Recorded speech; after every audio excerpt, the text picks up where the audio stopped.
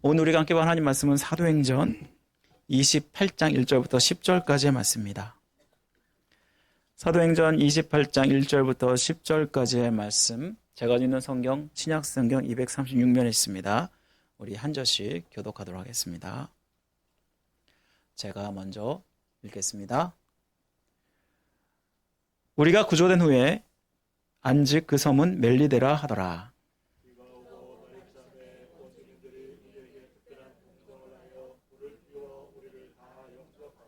바울이 나무 한 묶음을 거두어 불에 넣으니 뜨거움으로 말미암아 독사가 나와 그 손을 물고 있는지라.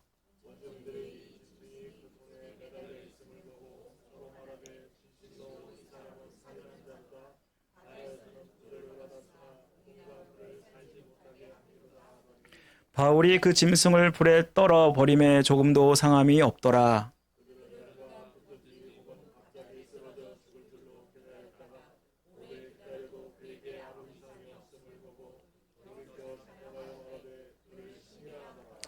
이 섬에서 가장 높은 사람 보블리오라는 이가 그 근처에 토지가 있는지라. 그가 우리를 영접하여 사흘이나 친절히 머물게 하더니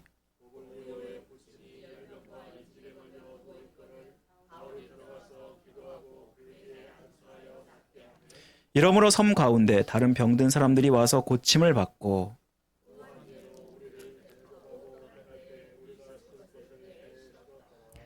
아멘. 우리가 올 한해 교회 부흥을 꿈꾸면서 계속 부흥 시리즈로 말씀을 나누고 있는데요. 오늘은 네 번째 시간으로 이웃의 부흥을 꿈꾸라라는 제목으로 여러분 말씀을 나누겠습니다. 여러분, 세계적으로 가장 아름다운 휴양지 하면 어디가 떠오르시나요? 많은 곳이 떠오르죠. 필리핀에 가면 세브란도 곳도 있고요. 그리고 보라카이라는 곳도 있죠. 또 인도네시아 가면 발리라는 곳, 그리고 몰디브라고 들어보셨죠?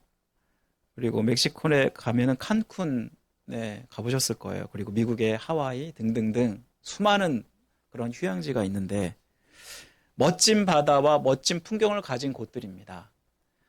근데 여러분, 몰타 섬이라고 아세요? 몰타 들어보셨나요?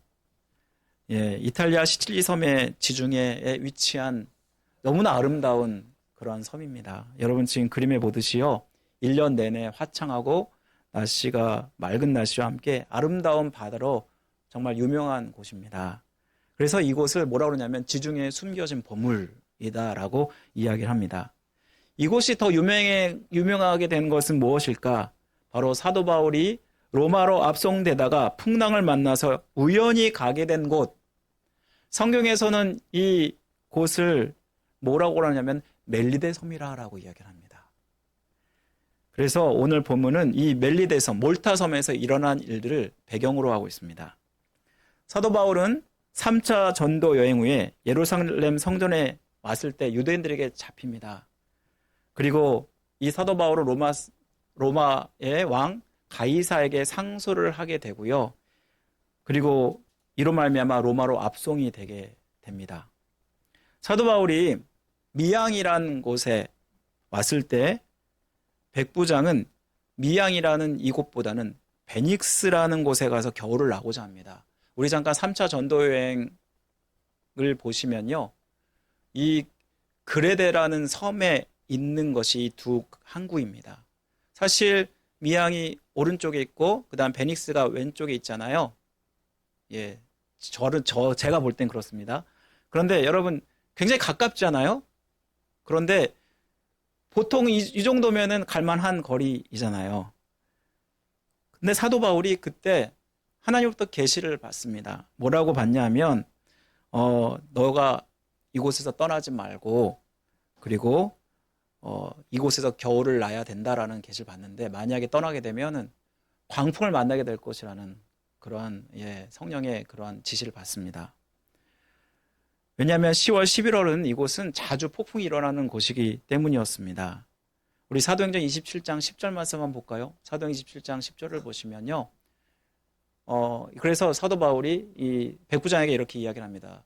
말하되 여러분이여, 내가 보니 이번 행선이 화물과 배만 아니라 우리 생명에도 타격이 많은 손해가 있으리라. 여러분, 그런데 백부장이 이 말을 들었을까요? 안 들었을까요? 사도 바울의 말보다는 선장과 선주의 말을 듣습니다. 그리고 결국은 가까운 거리니까 그냥 가자라는 결정을 하게 되고요. 하지만 이 결정이 사도 바울의 말대로 결국 얼마 못 가서 유리굴라라는 폭풍우를 만나게 됩니다. 이 태풍으로 인해서 276명이 탄 배가 2주가 넘도록 지중해에 표류하게 됩니다. 이 생사의 갈림길에서 이 배는 유리굴라라는 폭풍 때문에 완전히 난파되고 좌초됩니다. 여러분, 이 정도면 이제 삶의 소망이 없는 그런 상황이죠. 그런데 하나님께서 사도 바울을 통해서 이들의 삶, 인적인 생명이 한 사람도 손해보지 않고 다 구원받게 될 것이다라는 또 이러한 은혜를 또 받게 됩니다. 그리고 생사의 갈림길에서 결국은 276명이 헤엄쳐서 도착한 곳이 바로 멜리데 섬이라는 곳입니다. 이 섬의 크기는요, 길이가 29km, 폭이 13km 정도 되는 아주 작은 섬입니다. 제주도의 6분의 1만한 크기고요. 그리고 사이판이라고 하는 그 정도의 크기라고 할 수 있을 것입니다. 이때 원주민들은 추운 날씨에 헤엄쳐온 이들을 위해서 특별히 동정하고 영접하게 되는데 모닥불을 피워줍니다. 곳곳에 모닥불이 있었겠죠. 그리고 사도 바울은 또한 나무 한 묶음을 거두어서 불에 넣게 되는데 이 뜨거운 물 피하려고 독사가 숨어 있다가 확 나와서 사도 바울의 손을 물게 됩니다. 여러분, 이때 원주민들은 이 손에 물고 있는 독사를 보았고, 그리고 이 사람에 대해서 이 사람이 얼마나 무서운 죄를 지었길래 유리굴라에서 구원을 받았음에도 또 독사에 물려 죽게 하는가? 아마도 정의의 신이 그를 죽이나 보다라고 생각하고 죽을 것을 생각합니다. 사실 이것은요, 나무에 그냥 독사가 있었기 때문에 뜨거운 불을 피해서 나온 것 뿐이지 않습니까? 그런데 원주민들은 다르게 해석했다라는 것입니다. 일반 독사에 비하면 섬에 사는 독사가 5, 6배 정도 독성이 더 강하다고 합니다. 여러분, 스네이크 아일랜드라는 섬이 있어요. 브라질 쪽에 있는데요. 그 섬에 독사가 몇천 마리가 산대요. 그래서 아무리 아름다운 곳이라도 그곳에 들어가면 물려 죽기 십상인 곳이라고 합니다. 근데 그곳의 맹독이 다른 보통 뱀보다 굉장히 세다고 합니다. 이런 것처럼 독사에 물리면요, 먼저 물린 부위부터 붓기가 시작합니다. 그리고 물집이 생기고 괴사가 일어난다고 합니다. 그리고 이 붓기가 점점점 어디로 가냐면 심장 쪽으로 갑니다. 그래서 심장에 호흡곤란이 생기고 결국은 사망에 이르는 것이 독사에 물려서 죽는 일입니다. 보통은 30분에서 60분 내 빨리 일어나면 그렇고요. 그리고 좀 늦어지면 3시간에서 6시간에 그런 일들이 일어난다고 합니다. 여러분, 하지만 사도 바울은 아무렇지도 않게 독사를 털털 털어버립니다. 그리고 조금 더 상하지 않았다라고 말하는데 오늘 말씀 보면은 붓기는커녕 아무 일도 일어나지 않습니다. 이때 원주민들은 사도 바울이 죽을 거야 라고 계속해서 생각하고 있었는데 아무리 시간이 지나도 아무런 일이 일어나지 않자 이들의 생각이 바뀝니다. 어떻게 바뀌죠? 우리 6절 말씀 볼까요? 6절 말씀 한번 다 같이 읽겠습니다. 다 같이 시작. 그들은 그가 붙든지 혹은 갑자기 쓰러져 죽을 줄로 기다렸다가 오래 기다려도 그에게 아무 이상이 없음을 보고 돌이켜 생각하여 말하되 그를 신이라 하더라. 여러분, 이 말씀 보면 원주민들은 사도 바울이 독사에 물려 죽지 않는 것을 보고 살인자라는 그 처음의 마음에서 신이라는 마음으로 바뀌었다는 것을 우리는 보게 되죠. 유리굴라 폭풍에서 살아났지, 또 독사에 물어도 죽지 않지, 그 원주민들이 그렇게 생각할 만합니다. 여러분, 그때 사도 바울의 반응이 어땠을까? 오늘 본문에 그 반응이 나오나요, 안 나오나요? 나오지 않습니다. 그런데 사도 바울이 신이라고 여겨졌던 장면이 사도행전 14장에 나옵니다. 여러분, 사도 바울과 바나바가 1차 전도행을 떠나잖아요. 그리고 루스드라를 방문하는데 그곳에서 성전 미문에서 구걸하고 있던 앉은매개를 고치게 되죠. 이때 사람들이 그 바울과 바나바를 보고 뭐라고 이야기하죠? 11절, 12절에 보면요. 바나바를 제우스라고 바울을 헤르메스라라고 이야기를 합니다. 이 제우스와 헤르메스는 그리스 신화에 나오는 이름이잖아요. 최고의 신이라고 여겨지는 제우스, 그리고 그를 돕는 헤르메스라고 하는데요. 여러분, 그때 사도 바울의 반응이 어땠는지 아세요? 옷을 찔러 소리 질러서 이렇게 이야기합니다. 여러분이 어찌하여 이런 일을 하느냐? 우리도 여러분과 같은 성정을 가진 사람이라. 여러분에게 복음을 전하는 것은 이런 헛된 일을 버리고 천지와 바다와 그 가운데 만물을 지으시고 살아계신 하나님께로 돌아오게 하려 함이라 라고 이렇게 이야기합니다. 여러분, 성정이 뭐죠? 성정은 내가 연약함, 나의 죄인됨을 고백하는 것입니다. 결국은 나도 너희들 같이 똑같은 죄인이고 사람이야. 그리고 우리가 섬겨야 될 분은 하나님이야 라고 이렇게 말하고 있는 것이 아닙니까? 이 사도행전 14장 말씀을 근거로 하면 멜리데 사람들이 사도 바울에게 신이라고 했을 때 아마도 이 사도 바울은 이것을 복음의 기회로 삼았을 것입니다. 그리고 복음을 전했을 것입니다. 여러분, 여러분을 통해서 누가 드러나길 원하시나요? 바로 주님이 드러나셔야 됩니다. 나의 능력, 나의 은혜, 내가 가진 모든 것들은 다 주님이 주신 것이죠. 세상에 내 것은 없고요. 내 능력도 다 주님이 주신 것입니다. 그래서 성경 말씀이 이렇게 얘기하잖아요. 내가 능력 주신 자 안에서 내가 모든 것을 할 수 있느니라.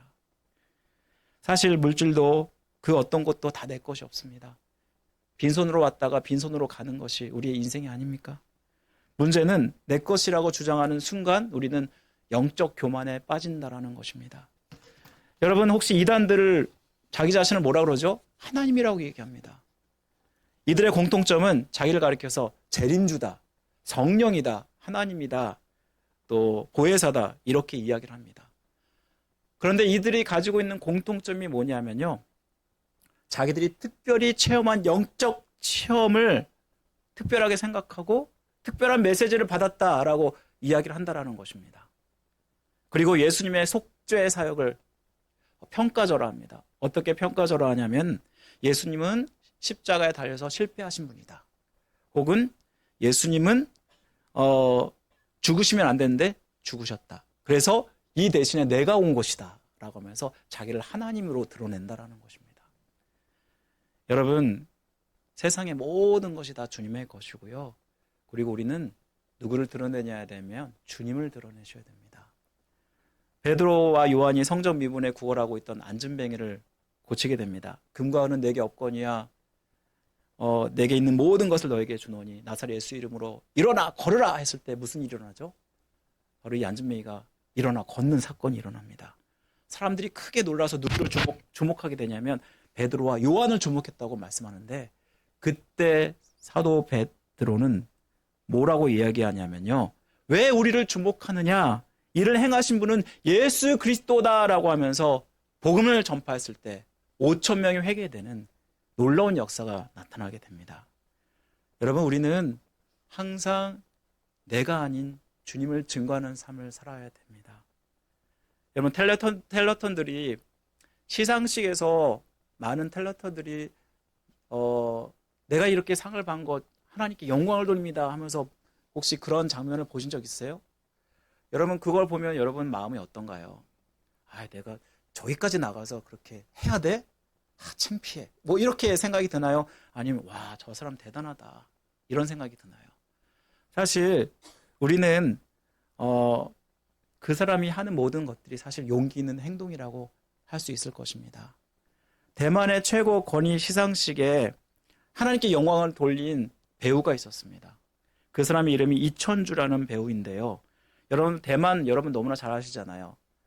불교와 그리고 여러 가지 그런 굉장히 도교가 만연한 그러한 사회 속에서 예수 그리스도의 기독교를 드러낸다는 것은요, 지탄을 받을 그런 일입니다. 그런데 그 사람이 최고 권위상인 금종장 상에서 하나님께 영광을 돌리고 소감을 발표하게 되는데, 이로 말미암아 수많은 언론 매체가 그를 공격하고 수많은 사람들이 그에게 등을 돌리는 일들이 있었다고 합니다. 그런데 그는 인터뷰에서 이런 고백을 합니다.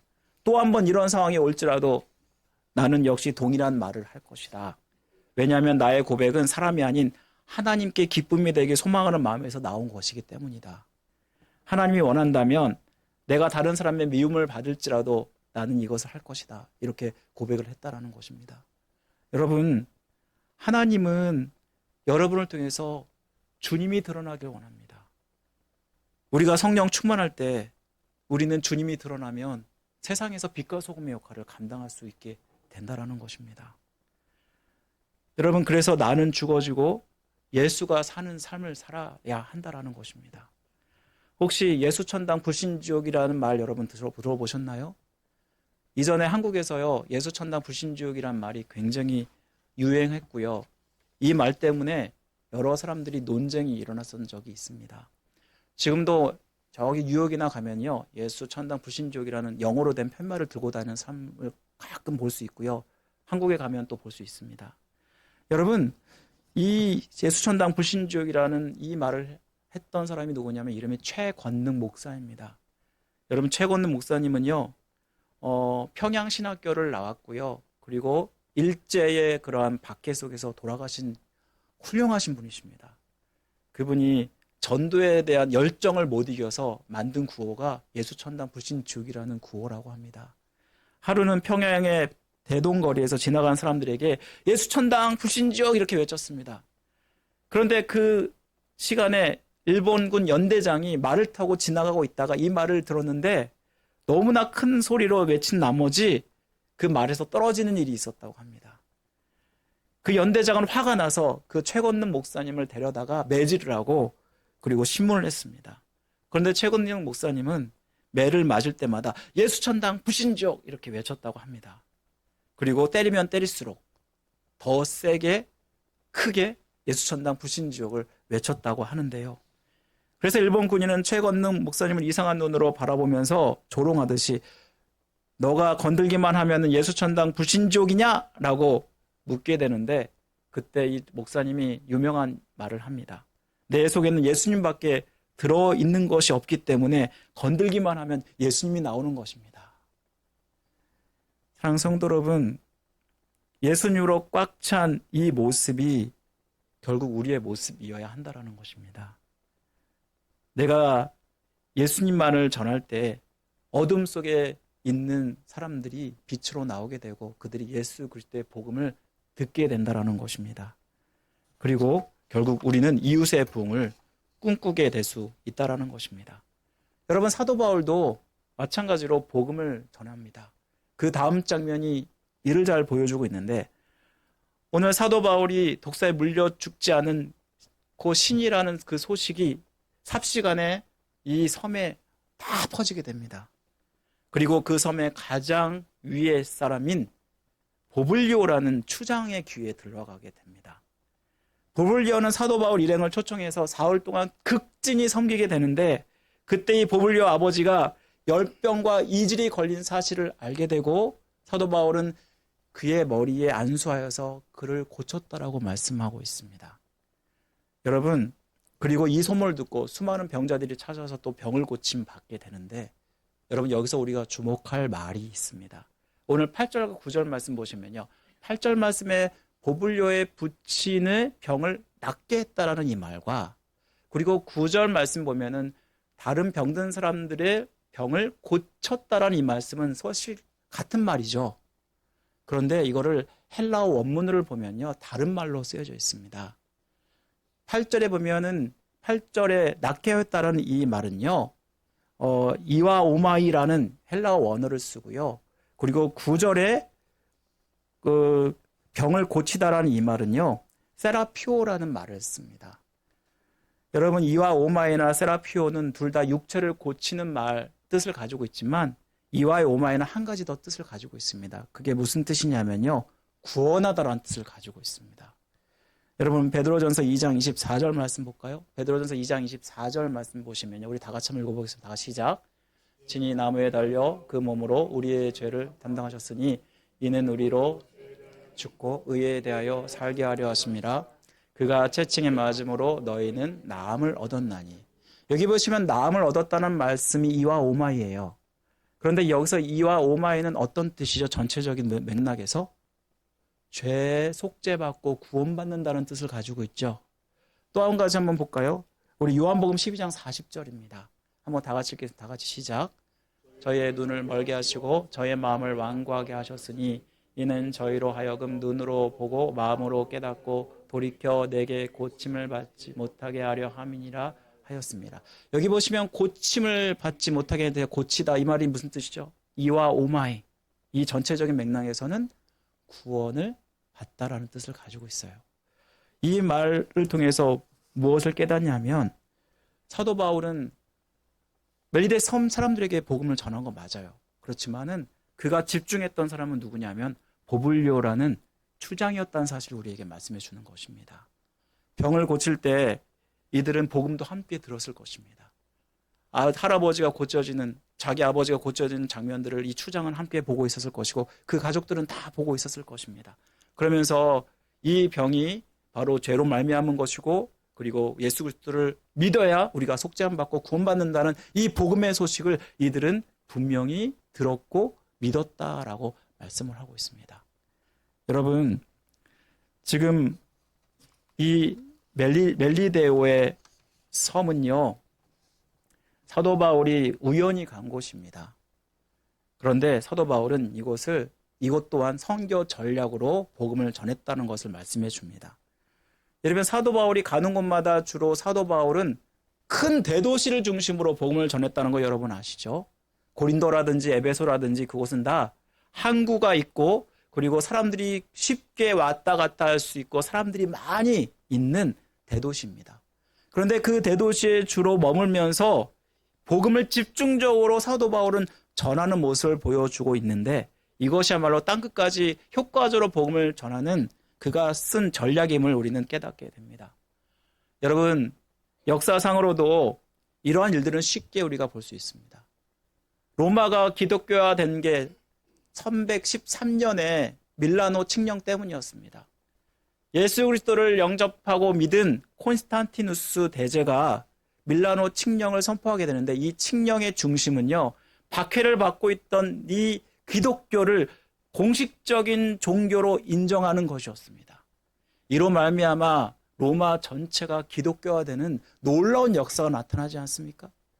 이처럼 사도 바울은 멜리데 섬에 3개월을 머물면서 보블리오라는 추장을 중심으로 복음을 전했을 때 이곳에 놀라운 일이 일어나는데 이 섬이 다 복음화됩니다. 지금요 멜리데 섬을 한번 가보면요 지금의 말 그대로 몰타 섬이죠. 사도 바울이 전한 복음의 흔적이 너무나 많이 남겨 있습니다. 여러분 지금 보시면 동상이 하나 서 있죠. 섬에. 여기 이 섬을 몰타 섬에 가면 바울 사도의 섬이라고 일컫는다고 합니다. 그리고 이 동상은요 사도 바울의 동상입니다. 그리고 지금 성전이 밑에 있죠. 이 성전은요 보블리오 추장이 거했던 집터에 세워진 성전입니다. 그러니까 복음화 되었다는 것을 잘 말씀해 주죠.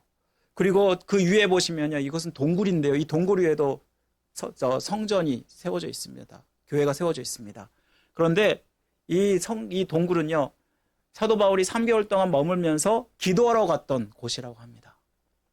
여러분 이 외에도 수많은 증거들이 이 멜리데섬 볼타섬에 남아 있다는 것은요 이것이 바로 사도 바울이 복음을 전했기 때문에 일어난 일이라는 것을 우리에게 잘 보여주고 있지 않습니까? 사실 구원의 은혜를 받고 참된 쉼을 얻은 사람들이 바로 이 멜리데 섬의 사람들이었습니다. 이 멜리데라는 뜻이 무엇이냐면요 피난처, 안식처라는 뜻을 가지고 있어요. 여러분 이곳은 굉장히 유명한 휴양지이고 사람들이 쉬기 위해서 오는 곳입니다. 육체적 쉼을 얻는 곳이 바로 이곳이지만 멜리데 섬 사람들 보블리오와 함께 그 원주민들은 예수 그리스도를 영접함으로 말미암아 영원한 피난처와 안식처를 얻게 되었다라는 것을 우리에게 잘 보여주고 있습니다. 여러분 구원의 은혜를 받고 참된 쉼을 얻게 하는 것 이것이야말로 이웃을 부흥하게 하는 것이 아닙니까? 여러분 이 말씀에서 이웃을 부흥하게 하는 그 원인이 무엇이었을까? 우리는 한 번 더 생각해 보셔야 되는데 바로 사도 바울이 복음을 어디에서든지 전하고자 하는 사명자의 심정을 가지고 있었기 때문이라는 것을 여러분 분명히 아셔야 됩니다. 사도 바울이 멜리데 섬에 오고 여기서 독사에 물리게 되는데 왜 하나님께서 독사에 물리게 하셨을까? 왜 유리굴라라는 그 폭풍을 만나서 이곳에 오게 하셨을까? 이것은 결코 우연이 아니라는 것입니다. 하나님이 독사에 물려도 살려두신 그 이유는요, 그에게 아직 사명이 남아있기 때문입니다. 독사에 물려도 죽지 않게 하신 것도, 이전에 유리굴라의 광풍에 피하게 하신 것도 주님의 약속 때문이었습니다. 우리 사도행전 27장 23절, 24절 말씀 한번 다 같이 한번 읽어보고 다 같이 시작. 바울이 두려워하지 말라. 내가 가이사 앞에 서야겠고 또 하나님께서 너와 함께 항해하는 자를 다 내게 주셨다 하셨으니. 여러분, 사도 바울은 이 약속을 믿었어요.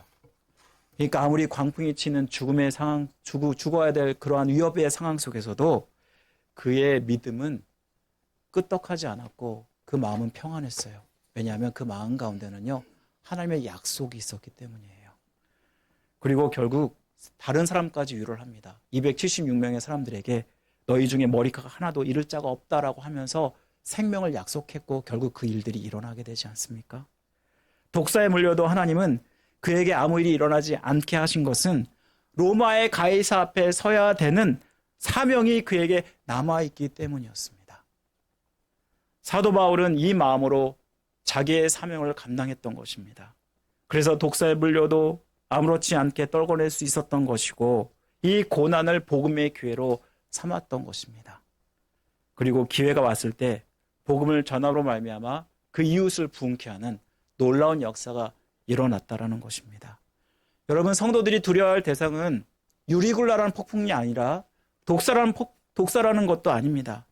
하나님의 사명에 대한 확신을 가지고 온전히 이 일들을 제대로 감당하느냐 마느냐 하는 것이야말로 바로 우리가 항상 두려워해야 될 모습이라는 것입니다. 주님이 나를 이 땅 가운데 남겨두신 그 이유가 무엇이라고 여러분 생각하십니까? 바로 그것은 주님의 사명이 여러분에게 있기 때문입니다. 너희는 가서 모든 족속으로 제자를 삼아 아버지, 아들과 성령의 이름으로 세례를 주고 내가 너에게 분부한 모든 것을 가르쳐 지키게 하라. 그리고 나서 중요한 말씀이 나오죠. 그게 뭐냐면 한번 다 같이 읽어볼까요? 다 같이 시작. 볼지어다 내가 세상 끝날까지 너희와 항상 함께 있으리라. 여러분, 우리가 여기서 주목할 것은 볼지어다 세상 끝날까지 너희와 항상 함께 있으리라는 이 말씀이에요. 여러분, 이 사명은요, 사도 바울에게만 주어진 것도 아니고 12제자에게만 주어진 것도 아니고 바로 우리 모든 믿는 자들에게 주어진 것입니다. 이 사명을 감당할 때 하나님이 어디를 가든지 무엇을 하든지 하나님께서 나와 함께 하시고 우리를 보호하시고 우리를 지키신다고 약속하고 계십니다. 이 말씀을 따라서 우리가 사명을 주실 때 이를 반드시 이루실 것이라는 확신을 가지고 이를 감당하는 것이 우리에게 필요하다는 것입니다. 여러분, 우리가 사명하면 부담감을 느낍니다. 내가 원하지 않아도 감당해야 될 것, 힘들어도 어려워도 맡겨진 일 끝까지 책임져야 될 것, 바로 이것이 사명이라고 생각을 합니다. 여러분, 이렇게 생각하면 왜 부담이 오냐면요, 내가 해야 되고 나 중심으로 해야 되기 때문이라고 생각하기 때문입니다. 그런데요, 사실 사명은 내가 하는 것 같지만 하나님이 해주시는 것이고 하나님이 인도하시는 것입니다. 그리고 우리가 사명을 감당할 때 할 수 있는 한 나를 보호하시고 지키시고 감당하게 하시는 분이 바로 하나님이십니다. 결코 실수하는 분이 아니시고요. 하나님이 한 걸음 한 걸음 인도하셔서 나에게 능력 주시고 힘 주셔서 내가 이 사명을 감당할 수 있는 것입니다. 사랑하는 성도 여러분, 기회가 될 때마다 우리가 이 기회를 놓치지 말고 주님의 복음을, 예수를 증거할 그런 기회로 여러분들이 삼으시면 좋겠습니다. 그 모든 것에는 우연이 없고 하나님의 뜻이 있고 하나님의 계획이 있기 때문입니다. 말씀 마치겠습니다. 멜리데 섬에 사도 바울이 온 것은요, 결코 우연이 아니었다라는 것입니다. 멜리데 섬에 하나님의 백성을 구원하고자 하는 하나님의 뜻이 있었습니다. 여러분, 주님 말씀하시죠. 자기에게 주신 자를 하나도 잃지 않고 구원하시겠다라고 말씀하십니다. 주님께서 99마리의 양을 내버려두고 그 한 마리의 양을 찾기 위해서 목자의 심정으로 그 곳을 떠나지 않습니까? 이 모습처럼 사도 바울을 그곳에 멜리데 섬에 보내신 것은요, 우연 같지만 하나님의 계획이 있었다는 것을 분명히 우리에게 말씀해 주고요.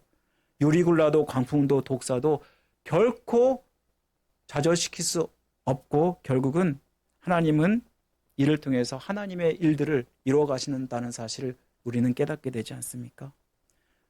사랑하는 성도 여러분, 하나님은 실수하지 않으시는 분이십니다. 여러분의 인생 가운데 모든 것에 계획이 있으시고 뜻이 있다는 사실 여러분 기억하시고, 이러한 마음을 가지고 여러분이 가는 곳마다 예수 그리스도 그분만을 자랑하시기 바랍니다.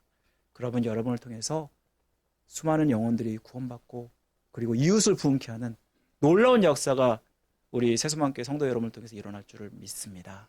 이런 은혜 받길 주님의 이름으로 간절히 축원드립니다. 우리 함께 다 같이 일어나셔서 우리 오소서 진리의 성령님, 우리 찬양 드리시고 축도를 마치겠습니다.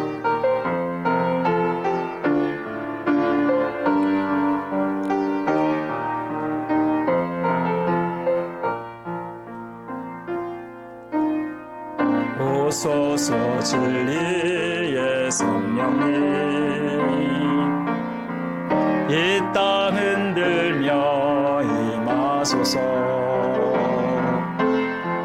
거짓과 탐욕 죄악에 무너진 우리 가슴 젊게 하소서. 오소서 은혜의 성령님, 하늘 가르고 임하소서. 거룩한 불꽃 하늘로서 임하사 타오르게 하소서. 주 영광 위에 부흥의 불길 타오르게 하소서. 진리의 말씀 이 땅 새롭게 하소서. 은혜의 강물 흐르게 하소서. 성령의 바람 이 땅 가득 불어와. 흰 옷 입은 주의 순결한 백성, 주의 영광 위에 이제 일어나. 열방을 치유하며 행진하는 영광의 그날을 주소서. 우리가 지난주에 말씀 나눴듯이 모일 때마다 함께 기도할 때 하나님께서 그 기도에 더 잘 응답하십니다. 우리 함께 이 시간 기도하실 때 하나님, 우리를 통해서 예수 그리스도가 증거되고 그리고 이웃을 부흥케 하는 자가 될 수 있도록 우리 함께 다 같이 기도하겠습니다. 아버지 하나님, 주님께서 은혜를 들어주시고 역사하여 주옵소서. 우리가 더 성령 충만해서 주님 바라보면서 아버지 하나님 일들을 감당하기 원하오니 도와주시길 원합니다. 우리가 교회의 부흥을 꿈꾸면서 아버지 이웃의 부흥을 또한 꿈꿉니다. 아버지, 우리 교회를 통해서 우리 성도를 통해서 믿지 않는 영혼들이 주께로 돌아오는 역사가 있길 원합니다. 아버지, 간절히 기도하오니 우리가 가는 곳마다 예수 그리스도가 증거되게 하여 주시고 내가 아닌 주님이 증거되게 하여 주옵소서. 내가 만나는 사람, 또 아버지 내가 처해진 상황들, 아버지 하나님 모든 것이 다 하나님의 뜻 가운데 이루어진 줄 믿습니다. 아버지 도와주시고 함께 하셔서 성령께서 역사하여 주시고 주님을 나의 구세주 나의 하나님으로 고백하게 하여 주시고 아버지 하나님 도와주옵소서. 우리 교회를 아버지 도와주시고 우리 성도들을 도와주옵소서. 그래서 주님의 은혜 가운데 붙임받게 하시고 아버지 주님의 은혜 가운데 인도받게 하여 주시기를 간절히 원합니다. 사도 바울이 가는 곳마다 아버지 삼형제의 심정으로 예수 그리스도를 전하지 않았습니까? 예수 그리스도만 아버지 전해질 때에 아버지 이웃이 부흥되는 놀라운 역사 나타나지 않았습니까? 아버지 하나님, 그를 통해서 아버지 하나님 수많은 영혼들이 구원받는 역사 나타나지 않았습니까? 우리 교회 우리 성도들 한 사람 한 사람을 기억하여 주시고 성령으로 충만하여서 아버지 가는 곳마다 기회 되는 곳마다 아버지 예수를 증거하는 우리 모습 될 수 있도록 도와주시기를 원합니다. 우리 마음 가운데 삼형제의 마음을 허락하여 주옵소서. 함께해 주시기를 간절히 원합니다. 도와주옵소서. 함께하여 주옵소서. 하나님 아버지 감사합니다. 아버지, 우리가 주님을 믿는 것 나만 천국 가기 위해서 믿는 것이 아니라 또한 믿지 않는 자들을 영원으로 또 하늘나라로 인도하기 위해서 믿는 것임을 믿습니다. 아버지 하나님, 우리에게 사명자의 심정을 주옵소서. 아버지, 우리가 가는 곳마다 예수 그리스도만 전하는 자가 되게 하여 주옵소서. 아버지 하나님의 뜻을 이루어드리는 우리의 모습 되기 원합니다. 성령 충만하여서 주 일들을 감당하게 하시고 그 일들을 감당할 때마다 아버지 하나님 빛과 소금의 역할을 하며 주님의 향기를 바라는 아버지 복되고 복된 성도들 될 줄 믿습니다. 우리 세수만교회 모든 성도들을 주님의 은혜 가운데 축복의 통로로 사용하여 주옵소서. 지금은 우리를 죄에서 구원하신 예수 그리스도의 은혜와 하나님 아버지의 극전하신 사랑하심과 성령님의 감화교통 역사하심이 사명자의 심정을 가지고 오직 예수만을 전하기를 간절히 소원하며 결단하는 모든 성들의 머리에 가정의 생업 위에 세수만교회 위에 이 나라 위에 지금부터 영원토록 함께 하시기를 간절히 축원하옵나이다. 아멘.